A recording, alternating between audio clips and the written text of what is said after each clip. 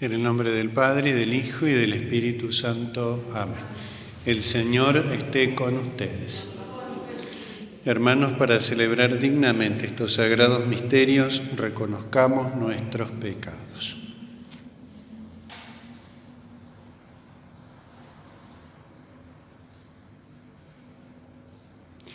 Por nuestra falta de fe, Señor, ten piedad. Por nuestra falta de esperanza, Cristo, ten piedad. Por nuestra falta de caridad, Señor, ten piedad. Dios Todopoderoso, tenga misericordia de nosotros, perdone nuestros pecados y nos lleve a la vida eterna. Oremos. Dios nuestro, que por la humillación de tu Hijo levantaste a la humanidad caída, concédenos una santa alegría para que, liberados de la servidumbre del pecado, alcancemos la felicidad que no tiene fin. Por nuestro Señor Jesucristo, tu Hijo, que vive y reina contigo en la unidad del Espíritu Santo y es Dios por los siglos de los siglos. Amén. Podemos tomar asiento.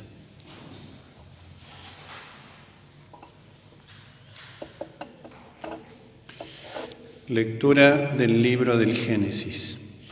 En aquellos días, cuando los egipcios y el pueblo sintieron hambre, el pueblo pidió a gritos al faraón para que le diera de comer. Este respondió: «Id a ver a José y haced lo que él os diga». Como el hambre se había extendido por todo el país, José abrió los graneros y distribuyó raciones a los egipcios, ya que el hambre se hacía cada vez más intensa. Y de todas partes iban a Egipto a comprar cereales a José, porque el hambre asolaba a toda la tierra. Así llegaron a Egipto los hijos de Jacob en medio de otra gente que también iba a procurarse víveres, porque en Canaán se pasaba hambre.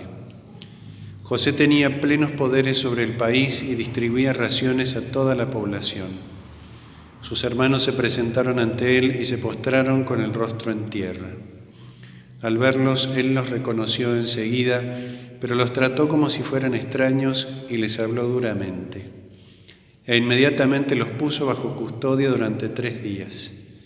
Al tercer día José les dijo: «Si queréis salvar la vida, haced lo que os digo, porque yo soy un hombre temeroso de Dios. Para probar que sois sinceros, uno de vuestros hermanos quedará como rehén en la prisión donde estáis bajo custodia, mientras el resto llevará los víveres para aliviar el hambre de vuestras familias. Después me traeréis a vuestro hermano menor. Así se pondrá de manifiesto que habéis dicho la verdad y no moriréis». Ellos estuvieron de acuerdo, pero enseguida comenzaron a decirse unos a otros: «Verdaderamente estamos expiando lo que hicimos contra nuestro hermano, porque nosotros vimos su angustia cuando nos pedía que tuviéramos compasión y no quisimos escucharlo. Por eso nos sucede esta desgracia». Rubén les respondió: «¿Acaso no os advertí que no cometierais ese delito contra el muchacho? Pero no me quisisteis hacer caso y ahora se nos pide cuenta de su sangre». Ellos ignoraban que José los entendía porque habían hablado por medio de un intérprete. José se alejó de ellos para llorar. Palabra de Dios. Señor, que tu amor descienda sobre nosotros. Señor, que tu amor descienda sobre nosotros. Alabad al Señor con la cítara, tocad en su honor el arpa de 10 cuerdas. Entonad para él un canto nuevo, tocad con arte profiriendo aclamaciones. Señor, que tu amor descienda sobre nosotros. El Señor frustra el designio de las naciones y deshace los planes de los pueblos, pero el designio del Señor permanece para siempre y sus planes a lo largo de las generaciones. Señor, que tu amor descienda sobre nosotros. Los ojos del Señor están fijos sobre sus fieles, sobre los que esperan en su misericordia, para librar sus vidas de la muerte y sustentarlos en el tiempo de indigencia. Señor, que tu amor descienda sobre nosotros. Nos ponemos de pie. Aleluya, el reino de Dios está cerca. convertíos y creed en el Evangelio. El Señor esté con ustedes. Lectura del Santo Evangelio según San Mateo.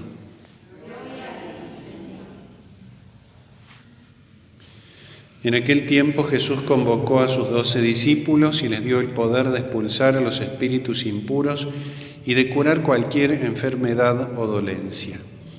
Los nombres de los 12 apóstoles son, en primer lugar, Simón, de sobrenombre Pedro, y su hermano Andrés. Luego, Santiago, hijo de Zebedeo, y su hermano Juan.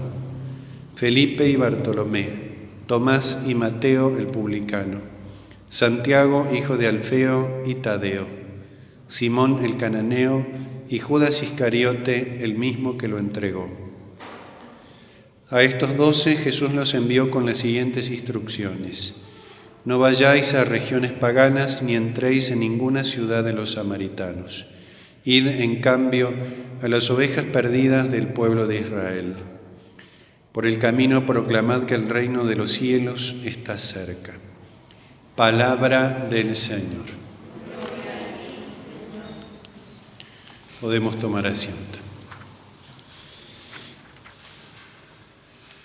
En estas lecturas que durante estos días se hacen sobre el libro del Génesis, hay un tema que se pone de manifiesto, tanto en la lectura de hoy como en la de mañana, en relación con la historia de José, uno de los hijos de Jacob, el hijo preferido de Jacob, a quien sus hermanos traicionan y entregan a la muerte, y es librado de la muerte yendo a Egipto milagrosamente, puede salvar su vida, y en Egipto se constituye en causa de salvación para sus propios hermanos, para aquellos que lo habían traicionado.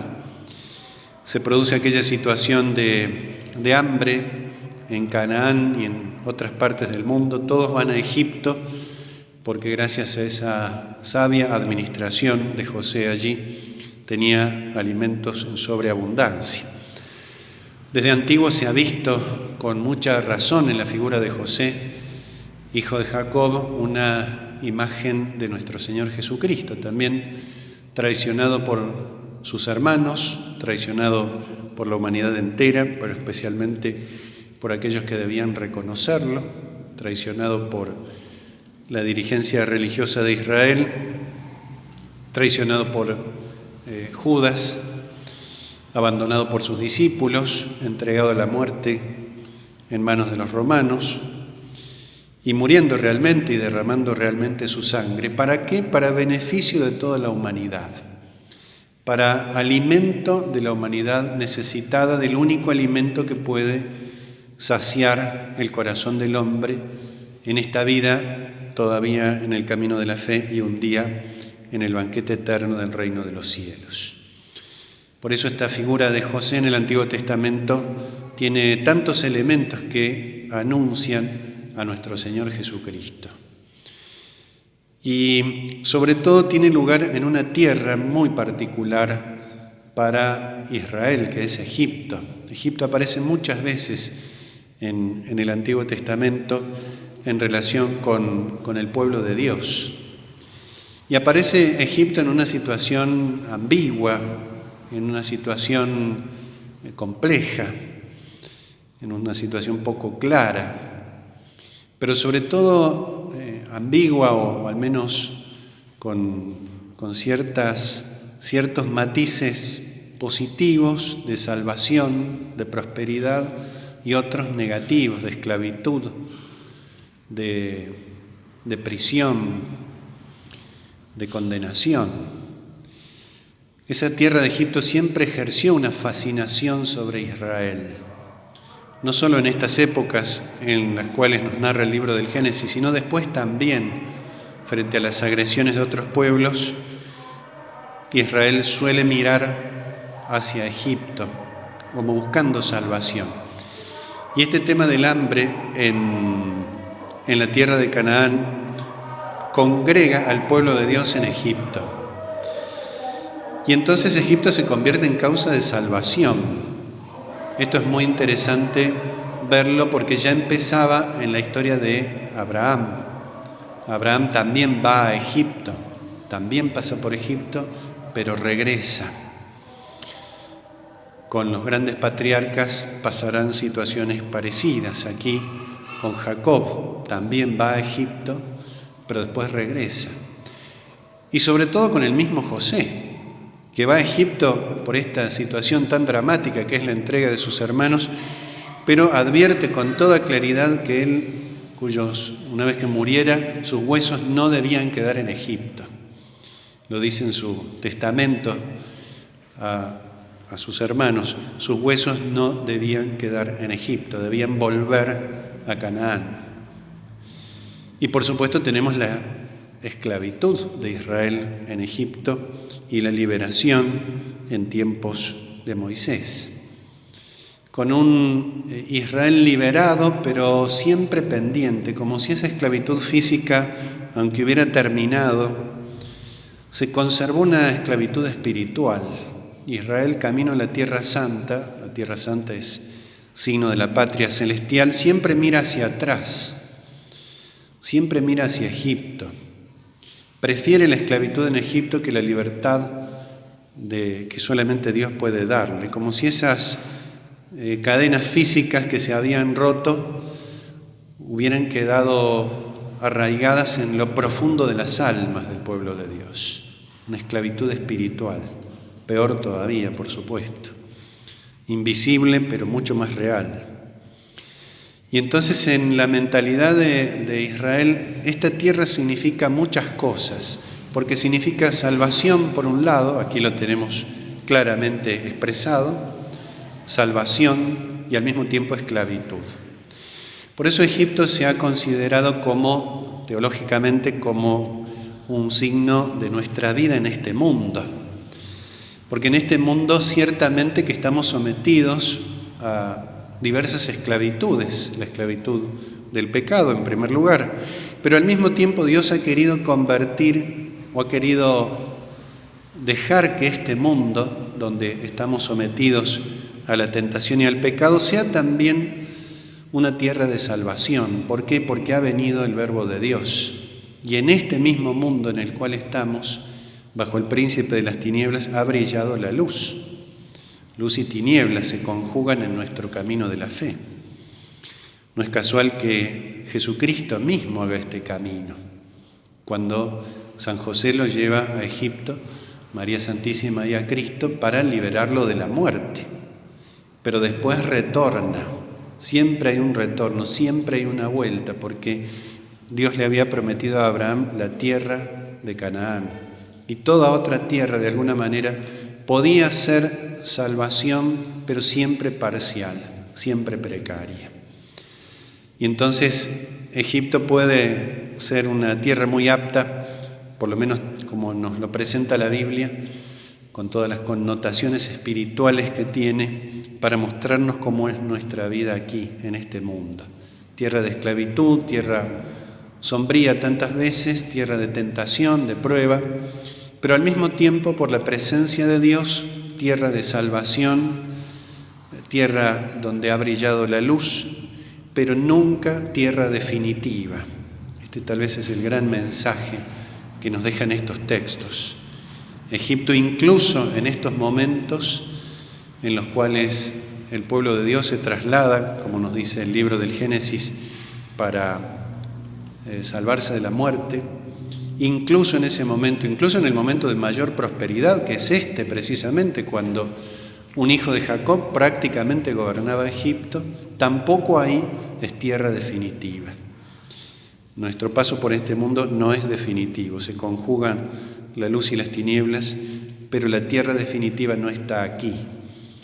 Y nuestro corazón no debe estar esclavizado a este mundo, sino que, como dice Jesús, donde está nuestro tesoro, estará nuestro corazón. Así lo vivió Abraham en primer lugar, nuestro padre en la fe, camino a esa ciudad cuyo arquitecto y constructor es Dios, como nos dice la carta a los Hebreos. Pidámosle a Jesús entonces que nos conceda la gracia de descubrir esa luz que es Él mismo presente en este mundo, que nos aferramos mucho a Él, pero siempre teniendo en cuenta nuestra condición de peregrinos de la patria celestial. Pidamos con mucha humildad esta gracia. Que así sea.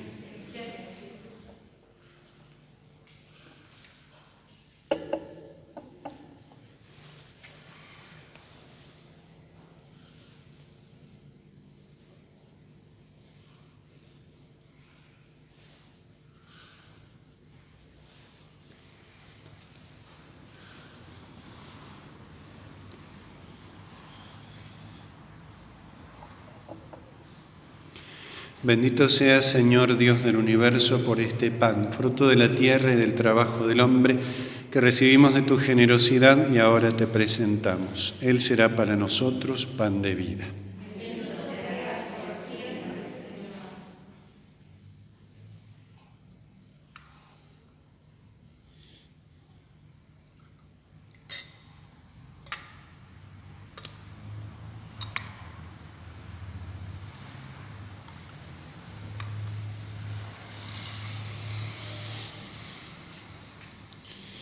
Bendito sea, Señor Dios del universo, por este vino, fruto de la vid y del trabajo del hombre, que recibimos de tu generosidad y ahora te presentamos. Él será para nosotros bebida de salvación.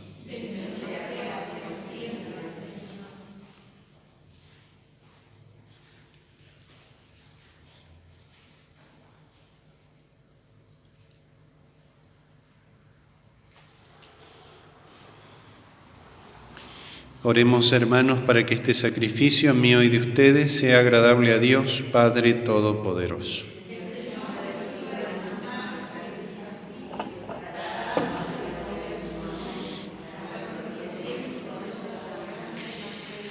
Padre del cielo, que este sacrificio consagrado a tu nombre nos purifique y nos encamine cada día más hacia la vida eterna. Por Jesucristo nuestro Señor, el Señor esté con ustedes.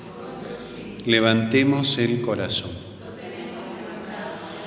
Demos gracias al Señor nuestro Dios.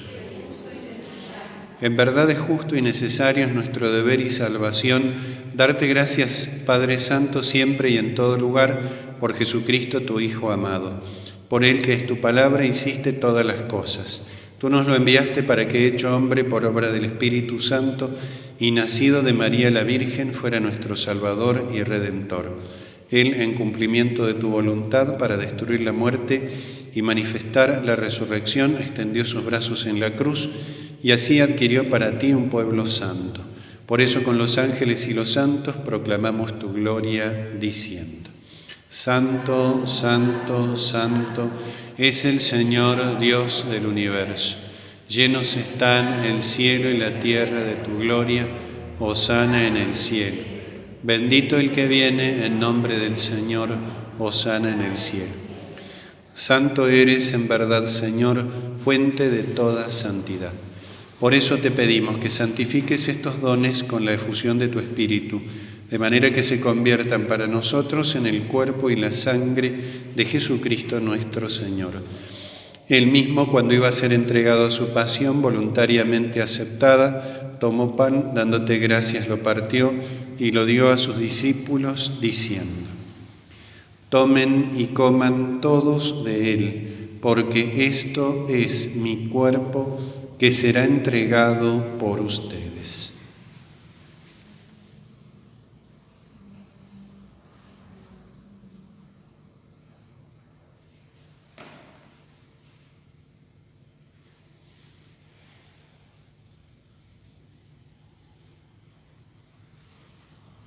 Del mismo modo, acabada la cena, tomó el cáliz y dándote gracias de nuevo, lo pasó a sus discípulos diciendo: Tomen y beban todos de él, porque este es el cáliz de mi sangre, sangre de la alianza nueva y eterna, que será derramada por ustedes y por muchos para el perdón de los pecados.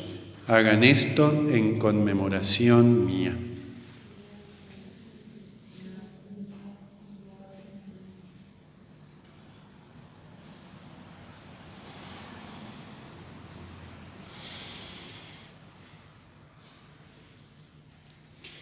Este es el misterio de la fe.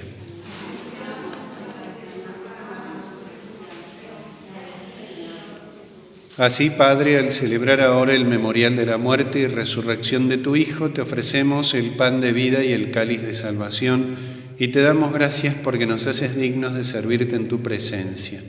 Te pedimos humildemente que el Espíritu Santo congregue en la unidad a cuantos participamos del cuerpo y la sangre de Cristo.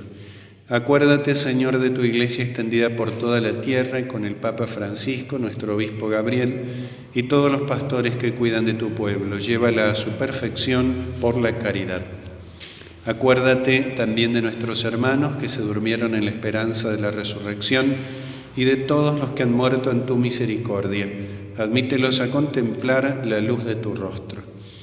Ten misericordia de todos nosotros y así con María la Virgen, Madre de Dios, los apóstoles y cuantos vivieron en tu amistad a través de los tiempos, merezcamos por tu Hijo Jesucristo compartir la vida eterna y cantar tus alabanzas. Por Cristo, con Él y en Él, a ti Dios Padre Omnipotente, en la unidad del Espíritu Santo, todo honor y toda gloria por los siglos de los siglos. Fieles a los preceptos del Salvador, digamos la oración que Jesús nos enseñó. Padre nuestro que estás en el cielo, santificado sea tu nombre. Venga a nosotros tu reino. Hágase tu voluntad en la tierra como en el cielo. Danos hoy nuestro pan de cada día. Perdona nuestras ofensas, como también nosotros perdonamos a los que nos ofenden. No nos dejes caer en la tentación y líbranos del mal. Líbranos de todos los males, Señor, y concédenos la paz en nuestros días, para que, ayudados por tu misericordia, vivamos siempre libres de pecado y protegidos de toda perturbación, mientras esperamos la gloriosa venida de nuestro Salvador Jesucristo.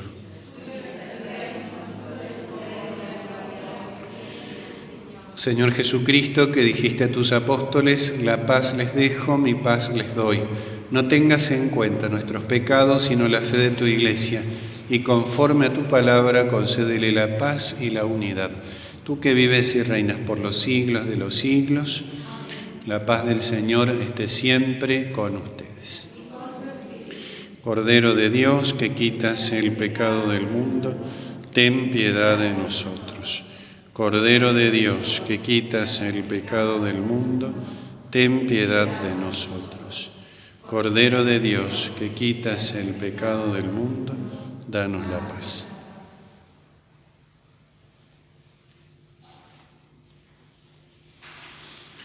Este es el Cordero de Dios que quita el pecado del mundo. Dichosos los invitados a la cena del Señor. Señor, no soy digno de que entres en mi casa, pero una palabra tuya bastará para sanarme.